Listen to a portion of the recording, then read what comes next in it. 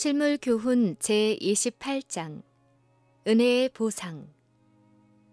하나님께서 값없이 주시는 은혜에 관한 진리를 유대인들은 거의 잊어버리고 있었다. 랍비들은 노력에 의하여 하나님의 은총을 얻는 것이라고 가르쳤다. 그들은 의인이 받을 보상을 저희 자신의 행위로서 얻어보려고 생각했다. 그리하여 저희의 예배는 이욕을 탐하고 돈에 팔린 정신에서 출발되었다. 그리스도의 제자들까지도 이 그릇된 정신을 끊어버리지 못했다. 그래서 그리스도께서는 이 같은 그릇된 정신을 깨우쳐 주기 위하여 늘 기회를 찾고 계셨다. 예수께서 품꾼에 대한 비유를 말씀하시기 바로 전에 그분께서 바른 원칙을 제시할 수 있는 사건이 일어났다. 예수께서 길을 걸어가고 계실 때에 한 젊은 관원이 달려와서 존경하는 태도로 꿇어 엎드려 인사하며 말하기를, 선한 선생님이여, 내가 무엇을 하여야 영생을 얻으리이까? 라고 했다. 이 관원이 그리스도께 이러한 질문을 했을 때에는 그가 그분을 하나님의 아들이심을 알지 못하고 다만 한 지체 높은 랍비로만 알았다. 구주께서는 내가 어찌하여 나를 선하다 일컫느냐? 하나님 한 분 외에는 선한 이가 없느니라고 말씀하셨다. 내가 어떤 근거를 가지고 나를 선하다고 일컫느냐? 하나님 한 분만이 선하신 분이니라. 만일 내가 나를 그런 분, 즉 하나님으로 인정한다면 너는 나를 하나님의 아들과 그분의 대표자로서 받아들여야 한다. 예수께서 덧붙여서 내가 생명에 들어가려면 계명들을 지키라고 말씀하셨다. 하나님의 품성은 그분의 율법 속에 나타나 있으므로 내가 하나님과 융화하려면 그분의 율법의 원칙들이 내 모든 행동의 근원이 되어야 한다고 하셨다. 그리스도께서는 율법의 요구를 감소시키지 않으셨다. 그분은 율법을 지키는 것이 영생을 얻는 조건임을 오해할 수 없도록 분명하게 말씀하셨다. 이 조건은 아담이 타락하기 전에 그에게 요구했던 것과 같은 조건이다. 주님께서는 에덴 동산에서 사람들의 요구하셨던 것보다 못하지 않은 것을 오늘날 사람들에게도 요구하시나니 곧 완전한 순종과 흠없는 의를 요구하신다. 은혜의 언약하에서 하나님이 요구하시는 것은 에덴에서 사람에게 요구하셨던 것과 같은 것이니 곧 거룩하고 의롭고 선한 하나님의 율법과 일치하는 것이다. 계명들을 지키라고 말씀하셨을 때 이 청년은 어느 계명이오니까? 라고 물었다. 이 청년은 어떤 의식적 율례에 대하여 말씀하시는 것으로 생각했다. 그러나 그리스도께서는 분명히 시내산에서 반포하신 율법을 말씀하셨다. 그는 둘째 돌비에 기록된 여러 계명들을 말씀하신 다음에 내 이웃을 내 몸과 같이 사랑하라는 한 계명으로 요약하셨다. 이 청년 관원은 서슴지 않고 이 모든 것을 내가 지키었사오니 아직도 무엇이 부족하니이까? 라고 말했다. 율법에 대한 이 관원의 개념은 표면적이고 피상적인 것이었다. 사람의 표준에 따라 판단할 때 그는 흠없는 품성을 보존해왔다. 그의 외적 생애는 별로 죄가 없었다. 그는 솔직히 말해서 자기의 순종에는 결함이 없다고 생각했다. 그러나 그의 마음속에는 자기와 하나님 사이에 옳지 않은 어떤 것이 있을까 하는 두려움이 있었다. 그래서 그는 아직도 무엇이 부족하니이까? 라고 묻게 되었다. 예수께서 내가 온전하고자 할진대 가서 내 소유를 팔아 가난한 자들을 주라. 그리하면 하늘에서 보화가 내게 있으리라. 그리고 와서 나를 좇으라. 하시니 그 청년이 재물이 많음으로 이 말씀을 듣고 근심하며 가니라. 자신을 사랑하는 자는 율법을 범하는 자이다. 예수께서는 이 사실을 그 청년에게 보여주시려고 그의 마음속에 있는 이기심이 드러날 수 있는 시험을 주셨다. 예수께서는 그의 품성 가운데 있는 환부를 보여주셨다. 그 청년은 주님께서 더 이상 밝히 알려주시는 것을 원치 않았다. 그는 마음속에 한 가지 우상을 간직하고 있었다. 즉, 세상이 곧 그가 숭배하는 신이었다. 그는 모든 계명을 지켰다고 말했으나 실상은 그 모든 계명의 정신이 되고 생명이 되는 근본 원칙을 망각하고 있었다. 그는 하나님과 사람에 대한 진정한 사랑을 갖고 있지 않았다. 이것의 결핍이 그로 하여금 천국에 들어가게 할 수 있는 모든 조건의 결핍을 의미하고 있었다. 그는 자신을 사랑하고 세상 재물을 사랑함으로 하늘의 원칙과 조화되지 못했다. 이 청년 관원이 예수님께 왔을 때 그의 진실성과 열성은 구주의 마음을 사로잡았다. 예수께서는 그를 보시고 사랑하셨다. 예수께서는 이 청년이 의의 전도자로 큰 일을 할 수 있음을 보셨다. 그는 당신을 따른 어부들을 받으신 것처럼 이 재능 있고 고귀한 청년도 기뻐 받으셨을 것이다. 이 청년이 만일 자기의 재능을 영혼을 구원하는 일에 바쳤을 것 같으면 그는 그리스도를 위하여 열성 있는 큰 일꾼이 되었을 것이다. 그러나 그는 먼저 제자가 되는 조건을 받아들이지 않으면 안 되었다. 그는 자신을 하나님께 아낌없이 바쳐야만 했다. 구주께서 요한과 베드로와 마태와 그들의 형제들을 부르셨을 때 모든 것을 버리고 일어나 쫓았다. 이 청년 관원에게도 이와 같은 헌신이 요구되었다. 그리스도께서 하신 이 요구는 당신이 몸소하신 희생보다 더 큰 희생은 아니었다. 그는 부유하신 자로서 너희를 위하여 가난하게 되심은 그의 가난함을 인하여 너희로 부욕해 하려 하심이니라. 이 청년은 다만 그리스도께서 인도하시는 길을 따라갔어야 했다. 그리스도께서는 이 청년을 바라보시고 그의 영혼에 대하여 사랑하는 마음을 가지셨다. 그분은 이 청년을 사람들에게 축복을 나누는 사자로 보내시기를 원하셨다. 그리스도께서는 그에게 버리라고 요구하신 물질 대신에 그가 당신과 동역자가 될 특권을 주셨다. 그분은 나를 좇으라고 말씀하셨다. 베드로와 야고보와 요한은 이 특권을 기쁨으로 받아들였다. 이 청년 자신도 그리스도를 훌륭하게 보았고 그의 마음도 그리스도께로 이끌렸으나 그리스도의 자아 희생의 원칙을 받아들일 준비가 되어 있지 않았다. 그는 예수님보다 재물을 선택했다. 그는 영생을 원했으나 그의 심령 속에 생명이 되는 이기심 없는 사랑을 받아들이지 않았다. 그리하여 그는 근심하면서 그리스도를 떠나갔다. 그 청년이 돌아갈 때 예수님께서는 당신의 제자들에게 재물이 있는 자는 하나님의 나라에 들어가기가 심히 어렵도다 라고 말씀하셨다. 이 말씀은 제자들을 놀라게 했다. 그들은 지금까지 부자는 하나님의 은총을 받은 자들이라는 가르침을 받아왔다. 그렇기 때문에 그들은 메시아의 왕국에서 세상의 권세와 재물을 받게 되기를 기대하고 있었다.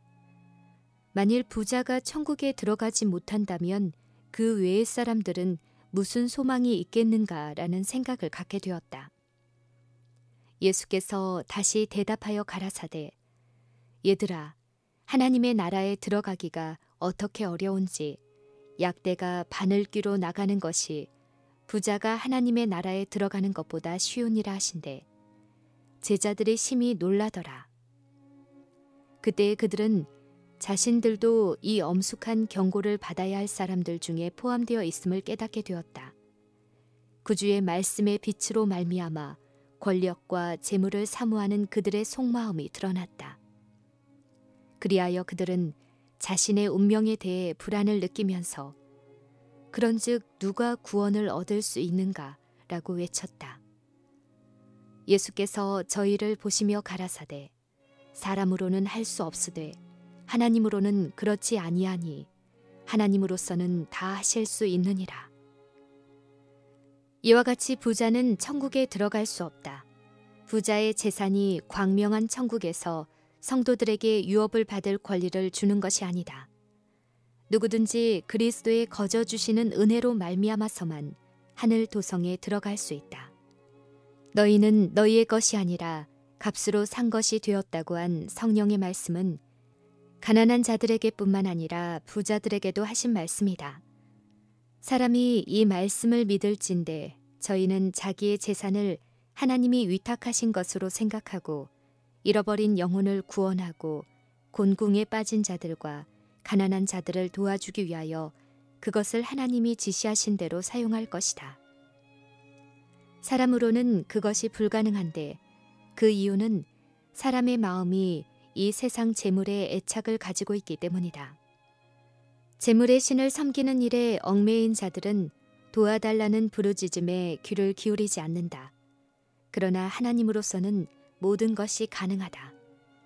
그리스도의 무한하신 사랑을 우러러 봄으로써 이기적인 마음도 녹아 부드럽게 된다.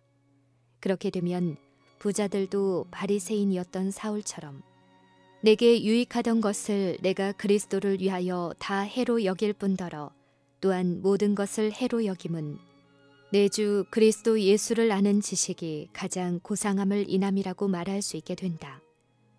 그리고 그들은 어떤 것도 자기들의 것으로 여기지 않을 것이며 또 저희 자신을 하나님의 온갖 은혜를 받은 청지기로 생각하고 하나님을 위하여 모든 사람의 종이 되는 것도 기뻐할 것이다. 주님의 말씀에 감동을 받아 제일 먼저 그리스도의 제자가 된 사람은 베드로였다.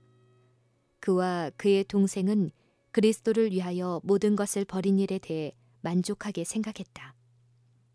베드로는 보소서 우리가 모든 것을 버리고 주를 좇았나이다 라고 말했다. 그리하면 하늘에서 보아가 내게 있으리라는 관원에게 하신 조건적인 약속을 기억하면서 베드로는 자기와 자기의 동료들의 희생의 대가로 무엇을 받게 되느냐고 물어보았다. 구주의 대답은 이 갈릴리 어부들의 마음을 놀라게 하였다. 다음의 말씀이 그들의 최고의 꿈을 실현시킨 명예로 묘사하고 있다. 내가 진실로 너희에게 이르노니 세상이 새롭게 되어 인자가 자기 영광의 보좌에 앉을 때에 나를 좇는 너희도 12 보좌에 앉아 이스라엘 12지파를 심판하리라. 이 말씀에 부가해서 나와 및 복음을 위하여 집이나 형제나 자매나 어미나 아비나 자식이나 전토를 벌인 자는 금세에 있어 집과 형제와 자매와 모친과 자식과 전토를 100배나 받되 핍박을 겸하여 받고 내세에 영생을 받지 못할 자가 없느니라고 말씀하셨다. 그러나 우리가 무엇을 얻으리까? 라고 한 베드로의 질문은 합당치 않은 정신을 나타냈다. 만일 제자들이 이 정신을 고치지 않을 것 같으면 그들은 그리스도의 사자가 되기에 적합치 않게 될 것이다. 왜냐하면 이 정신은 품꾼의 정신이기 때문이다. 제자들이 예수님의 사랑에 끌리어 그분을 따르게 되었지만 아직도 그들은 바리새인적 사상에 완전히 벗어나지 못했다. 그들은 아직도 저희의 수고에 합당한 보수를 받으리라는 생각으로 일했다. 그들은 자신을 높이는 정신과 스스로 만족히 여기는 정신을 품고 서로를 비교했다. 저희 중에 한 사람이 어떤 일에 실패하면 다른 사람들은 우월감을 가지곤 했다. 그리스도께서는 제자들이 복음의 원칙을 망각하지 않도록 하고 하나님께서 당신의 종들을 취급하시는 방법과 그들이 주님을 위해 일할 때에 어떤 정신을 가져야 할 것을 가르쳐 주기 위하여 한 가지 비유를 말씀하셨다. 천국은 마치 품꾼을 얻어 포도원에 들여보내려고 이른 아침에 나간 집주인과 같으니 일자리를 구하는 자들이 장터에 나가 기다리는 것이 그 당시의 관습이었으므로 고용주들은 품꾼을 찾기 위하여 그리로 나갔다. 비유 가운데 나오는 집주인은 일꾼을 얻기 위하여 하루에도 몇 번씩이나 장터로 나갔다고 했다. 이른 아침에 고용된 자들은 일정한 품삯을 정하고 일을 했다. 그 후로 고용된 자들은 품삯을 집주인의 처분에 맡겼다.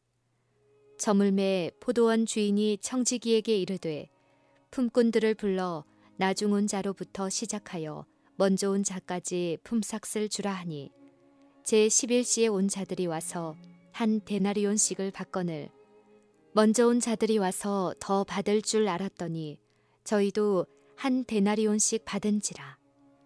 집주인이 자기 포도원에서 일한 일꾼들을 취급한 방법은 하나님께서 인류를 취급하시는 방법을 나타낸다. 이 방법은 한간에 널리 퍼져 있는 사람들의 관습과는 달랐다. 이 세상 사업에서는 일한 분량에 따라 보수를 준다. 품꾼들은 자기가 일한 만큼의 삭을 받을 줄로 기대한다.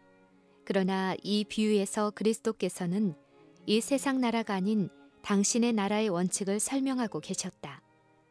그리스도는 어떤 사람의 기준의 지배도 받지 않으신다. 주님께서는 내 생각은 너희 생각과 다르며 내 길은 너희 길과 달라서 하늘이 땅보다 높음 같이 내 길은 너희 길보다 높으며 내 생각은 너희 생각보다 높으니라 라고 말씀하셨다. 이 비유 가운데 먼저 나온 일꾼들은 품삯을 작정하고 일했기 때문에 작정한 금액보다 더 받지 못했다. 후에 온 일꾼들은 내가 너희에게 상당하게 주리라는 주인의 약속을 믿고 일했다. 그들은 품삯에 대해 아무것도 묻지 않음으로써 주인에 대한 신임을 나타내었다. 그들은 주인이 정당하고 공평하게 처리해 줄 것을 믿었다. 그들은 자기들이 일한 분량에 따라 보수를 받은 것이 아니라 주인의 아량에 따라 보수를 받았다. 이와 같이 하나님께서는 우리가 경건치 않은 자를 의롭다 하시는 그분을 의지하기를 바라신다. 그분의 보수는 우리의 공로에 따라 주시는 것이 아니라 우리 주 그리스도 예수 안에서 정하신 당신의 뜻을 따라 주시는 것이다. 우리를 구원하시되 우리의 행한 바 의로운 행위로 말미암지 아니하고 오직 그의 긍휼하심을 조차 하신다. 그리고 주를 의지하는 자들을 위하여 우리의 온갖 구하는 것이나 생각하는 것에 더 넘치도록 능히 하실 것이다.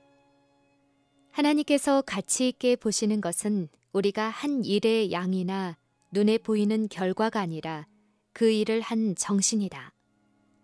11시에 포도원에 들어온 자들은 저희가 일할 기회를 얻게 된 것에 대해 감사하는 마음을 가졌다. 저희 마음은 그들을 일꾼으로 불러주신 주인에 대한 감사로 가득 차 있었다.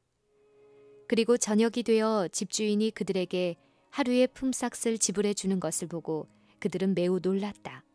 그들은 그만한 품삯을 받을 만큼 일하지 못한 것을 알고 있었다. 포도원 주인의 모습에 나타나 있는 친절함이 그들을 매우 기쁘게 해주었다. 그들은 집주인의 인자함과 저희가 받은 후한 보수를 도무지 잊을 수 없었다. 자기의 무가치함을 알면서 11시에 주의 포도원에 들어간 죄인도 그러했다. 그가 일한 시간이 너무도 짧았기 때문에 품삯을 받을 자격이 없다고 생각했다. 그러나 그는 하나님께서 자기를 받아주셨기 때문에 그의 마음에 기쁨이 충만했다. 그는 그리스도와 동역자가 된 특권을 감사히 생각하고 겸손한 마음으로 하나님을 의지하면서 열심히 일했다. 이러한 정신이야말로 하나님께서 높이기를 기뻐하시는 정신이다. 주님께서는 우리가 받을 보수의 다소를 생각지 말고 그분을 신뢰하기를 바라신다. 그리스도께서 우리 안에 거하실 때에는 보수에 대한 생각이 가장 큰 문제가 되지 않을 것이며 그것이 우리의 봉사를 촉진시키는 동기가 되지 않을 것이다. 물론 2차적인 의미로는 보상받을 것을 바라보아야 한다는 것도 사실이다. 하나님께서는 우리에게 약속하신 당신의 축복을 감사하게 생각하기를 원하신다. 그러나 그분은 우리가 보상받는 일에 열중하거나 우리가 행하는 의무에 대해 모두 다 보수를 받아야 한다는 생각을 갖지 않기를 바라신다. 우리는 보상을 받기 위해서 너무 조급하게 행하지 말 것이며 보수의 여하를 막론하고 옳다고 생각하는 일을 해야 한다. 하나님과 동포들에 대한 사랑이 우리의 행동의 동기가 되어야 한다. 이 비유는 맨 먼저 일하라는 부름을 받고도 주의 포도원에 들어가기를 게을리한 자들을 변호하는 것이 아니다. 11시에 집주인이 장터에 나아가 일자리를 얻지 못한 사람들을 보고 말하기를 너희는 어찌하여 종일토록 놀고 여기 섰느니요 하셨고 저희는 우리를 품꾼으로 쓰는 이가 없음이니이다 라고 대답했다. 이 말을 보면 오후에 부름을 받은 사람들 가운데는 한 사람도 아침에는 장터에 있지 않았다는 것을 알 수 있다. 그들은 그 부르심을 거절하지 않았다. 처음에는 거절했다가 후에 뉘우치고 회개하는 것은 좋은 일이나 처음에 받은 은혜의 초청을 대수롭지 않게 여기는 것은 안전하지 못하다.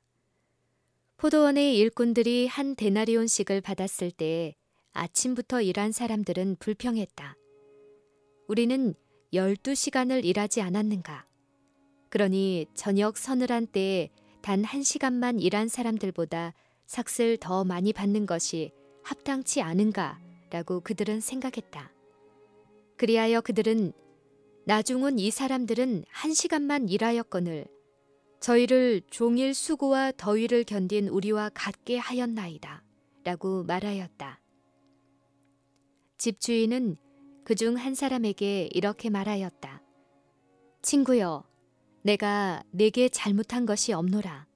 네가 나와 한 데나리온의 약속을 하지 아니하였느냐. 네 것이나 가지고 가라. 나중은 이 사람에게 너와 같이 주는 것이 내 뜻이니라. 내 것을 가지고 내 뜻대로 할 것이 아니냐. 내가 선함으로 네가 악하게 보느냐. 이와 같이 나중된 자로서 먼저 되고 먼저 된 자로서 나중되리라. 청함을 받은 자는 많되 택함을 입은 자는 적으니라.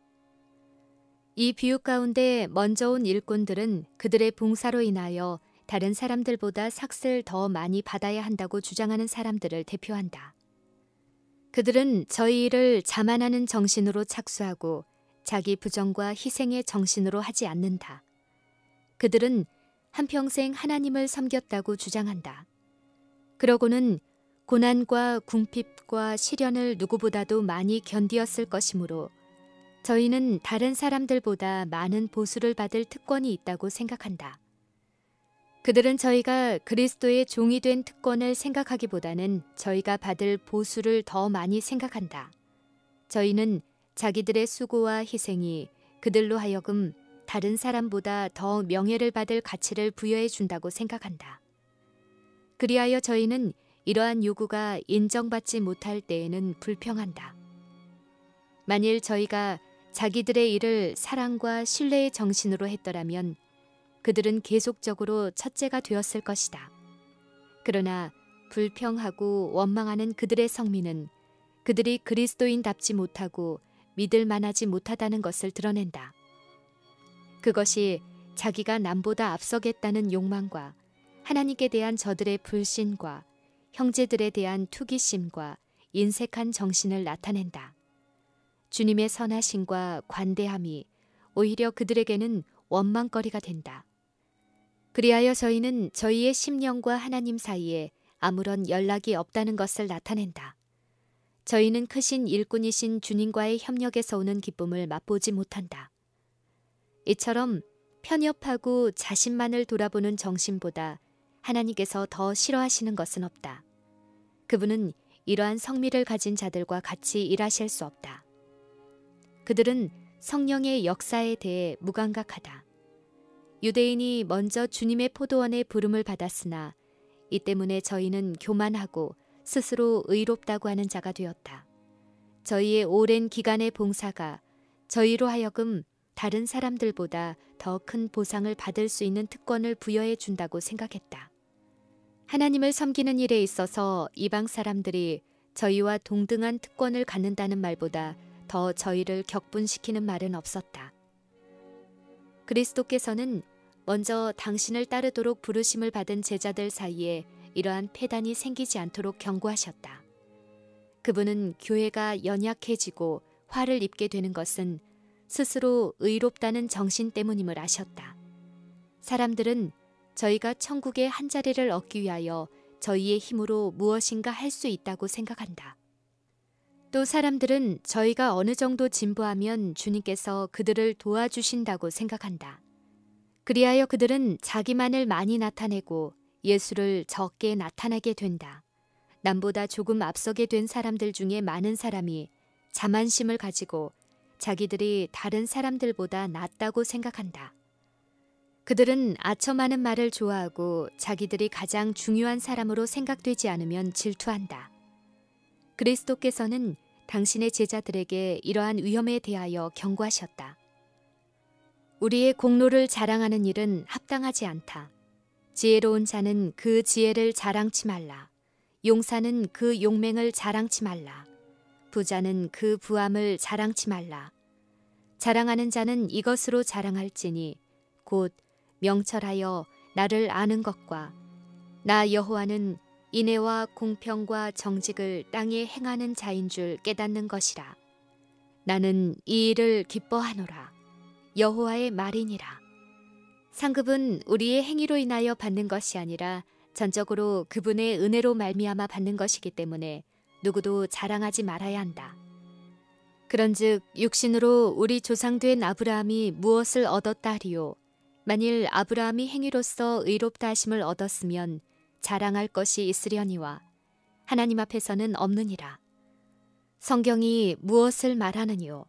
아브라함이 하나님을 믿음에 이것이 저에게 의로 여기신 바 되었느니라. 일하는 자에게는 그 삭을 은혜로 여기지 아니하고 빚으로 여기거니와 이를 아니할지라도 경건치 아니한 자를 의롭다 하시는 이를 믿는 자에게는 그의 믿음을 의로 여기시나니 그러므로 한 사람이 다른 사람보다 낫다고 자만하거나 다른 사람에게 원한을 품을 이유가 없다. 어느 누구도 다른 사람들보다 뛰어난 특권을 가질 것이 아니며 또한 어느 누구도 보상을 요구할 권리를 가지고 있지 않다. 먼저 온 자나 나중 온 자나 이 크고 영원한 상급에 다 같이 참여하는 것이므로 먼저 온 자는 나중 온 자를 기쁨으로 환영해야 한다. 보상을 다른 사람에게 주는 것을 아까워하는 자는 자기 자신이 오직 은혜로 말미암아 구원을 받게 된다는 사실을 잊어버린 것이다. 품꾼의 비유는 모든 질투와 의심을 책망한다. 사랑은 진리를 기뻐하고 시기심을 가지고 다른 사랑과 비교하지 않는다. 사랑이 있는 자는 그리스도의 아름다운 품성과 자기 자신을 비교할 뿐이다. 이 비유는 그들의 봉사 기간이 아무리 길고 수고가 아무리 많다 할지라도 저희 동포에 대한 사랑과 하나님께 대한 겸비함이 없을 것 같으면 그 모든 것이 아무것도 아니라는 사실을 모든 품꾼들에게 경고하는 것이다. 자신을 보좌에 앉히는 곳에는 신앙이 있을 수 없다. 자신의 영광을 목적으로 하는 자는 주님의 사업에 유능한 일꾼이 되게 하는 유일한 미덕이 자신에게 부족하다는 것을 알게 될 것이다. 자만심과 자부심을 품을 때에는 언제든지 주님의 사업은 손상을 입는다. 우리의 일이 하나님께 간합되도록 해주는 것은 우리가 일한 시간의 길이가 아니라 그 일에 자원에서 바친 우리의 마음과 충실함이다. 모든 봉사에는 완전한 헌신이 요구된다. 아무리 작은 의무라 할지라도 자기 자신을 잊고 성심성의껏 할 때에는 그것이 이기심으로 손상을 입은 가장 큰 일보다 더 하나님께 기쁨이 된다. 그분은 우리가 얼마나 그리스도의 정신을 품고 있으며 우리의 일이 얼마나 그리스도의 모습을 나타내는지를 주목하신다. 그분은 우리가 성취한 일의 분량보다도 우리가 일하는 동안 가졌던 사랑과 성실성을 더욱 귀히 보신다. 이기심이 죽을 때, 으뜸이 되려는 분쟁심이 사라질 때, 감사의 정신이 마음에 가득 차고 사랑이 생애를 향기롭게 할 때 그리스도께서 우리 안에 거하시게 되고 우리는 하나님과 함께 일하는 자로 인정을 받게 된다. 진실한 일꾼들은 저희 일이 아무리 괴로울지라도 그것을 고역으로 생각지 않는다. 그들은 이 사업을 위해 자신의 것을 쓸 준비를 하고 있고 실제로 써버리지만 그 일이 그들에게 기쁨이 되고 즐거운 봉사가 될 것이다. 하나님 안에 있는 기쁨이 예수 그리스도를 통해 표현된다.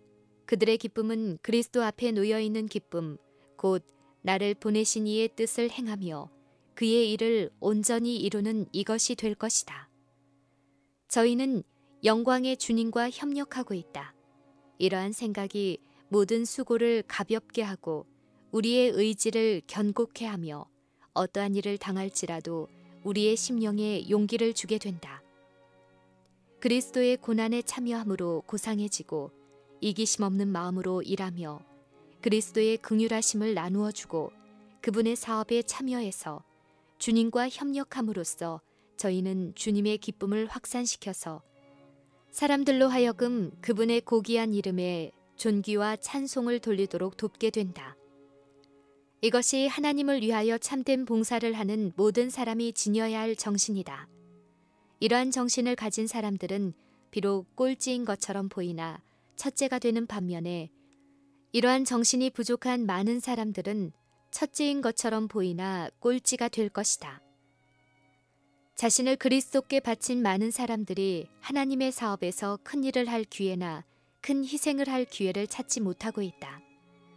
이러한 사람들은 하나님을 가장 기쁘시게 하는 것이 반드시 순교자의 희생만이 아니라는 것을 생각하고 마음의 위로를 받아야 한다.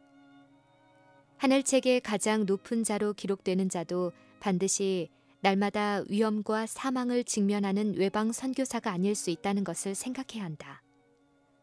자기 개인의 생활 속에서 날마다 자아를 굴복시키고 진실한 목적과 순결한 사상을 가지며 어떠한 불쾌한 일에서도 온유함을 유지하고 지극히 작은 일에서는 믿음과 경건함과 신실함을 나타내고 가정생활에서도 그리스도의 품성을 나타내는 그리스도인들이 하나님 앞에서 세계적으로 유명한 선교사나 순교자보다 오히려 더욱 귀한 자가 될 수 있다.